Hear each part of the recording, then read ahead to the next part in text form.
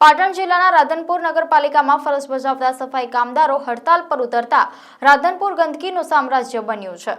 પાટણ જિલ્લાના રાધનપુર નગરપાલિકામાં ફરજ બજાવતા સફાઈ કામદારો છેલ્લા 5 દિવસથી રાધનપુર નગરપાલિકામાં સફાઈની કામગીરી કરતા ન હોય, જેને લઈને ગામમાં ગંદકીનું સામ્રાજ્ય બન્યું છે।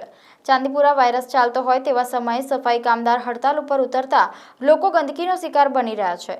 તો એક બાજુ નગરપાલિકાની અંદર વાલ્મીકી સમાજના લોકો સફાઈ કામગીરી કરી રહ્યા છે, પરંતુ તેમની માંગણી છે કે અન્ય સમાજના 14 લોકોને સફાઈ કામદાર તરીકે નગરપાલિકાએ ભરતી કરી છે, એ લોકો સફાઈ કરતા નથી, તો તેમની પાસે પણ સફાઈ કરવામાં આવે તો તેઓ સફાઈ કરવા તૈયાર છે તેવી માંગણી સાથે હડતાલ પર ઉતર્યા હતા। તાત્કાલિક નગરપાલિકાના ચીફ ઓફિસર અને વહીવટદાર પ્રશ્નનો નિકાલ લાવે તેવી ગ્રામજનોની પણ માંગણી છે। હવે રાધનપુર નગરપાલિકામાં જે આજે નવા કર્મચારીઓ ભર્યા એવા કાલની મિટિંગ થઈ અમારા ચીફ ઓફિસર જોડે। ચીફ ઓફિસર સાહેબે એવું કીધું કે ભાઈ અમને સફાઈ કામ કરાવવાનું, અને અહીં સેનિટેશનમાં આવી આજે રોજ બધાને અલગ અલગ મૂકી દીધા છે અને સફાઈ કામ કરાવવામાં આવતું નથી। તો આના વાંહે જે તે અધિકારી હોય અને કરતું કરે એવી અમારી માંગ છે અને અમને ન્યાય મળે। માનનીય ચીફ ઓફિસર સાહેબે અમને કાલે બોલાવેલ અને અમારી સાથે વાટાઘાટાની ચર્ચા કરેલ। તેમાં સેનિટેશન એસઆઈ સાહેબ તેમજ હિતેશભાઈ ચૌધરી, તમે અમારા સર્વે આગેવાનો અમે મળીને ચીફ ઓફિસરની મુલાકાત લીધેલી અને ચીફ ઓફિસરે એમ જણાવેલ કે 14 સફાઈ કામદાર છે અને સફાઈ કામ કરવું પડે।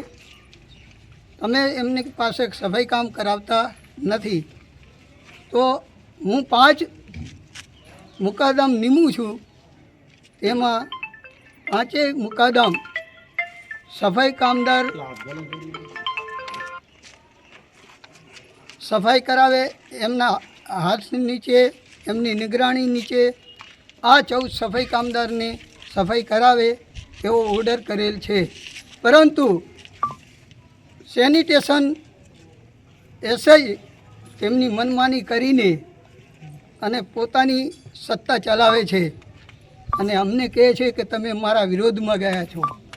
પણ હું સેનિટેશન એસઆઈને એવું કહેવા માગું છું કે તમને ચીફ ઓફિસરે ઓર્ડર કર્યો, તમારા વડા છે, જો તમે તમારા વડાનું અણગાણ કરો, તમે માનો નહીં તો તમે અમારા વડા સાચા, પણ તમે જો તમારા વડાનું ના માનો તો અમે તમારું પણ માનીશું નહીં।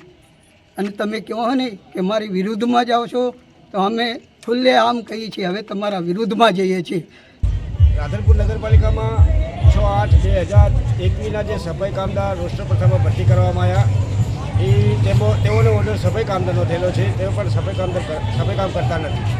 તો હું આ નગરપાલિકાના હોદ્દેદારોને પૂછવા માગું છું કે આ 3 વર્ષથી કામે નથી આવતા, 2021ની ભરતી 2024 કામે નથી આવતા, સફાઈ કામ કરતા નથી, તો આમને ફરીથી જે ચીફ ઓફિસર સાહેબના આદેશથી લેવામાં આવ્યા, કયા અનુસંધાને લેવામાં આવ્યા, કયા પત્રમાંથી લેવામાં આવ્યા અને કોના કહેવાથી લેવામાં આવ્યા અને લીધા, તો પછી આમને ટેબલ સોંપવામાં આવ્યા, કેના ઇશારામાંથી ટેબલ સોંપવામાં આવ્યા છે અને કયા અધિકારીના ઇશારામાંથી બધું ચાલી રહ્યું છે।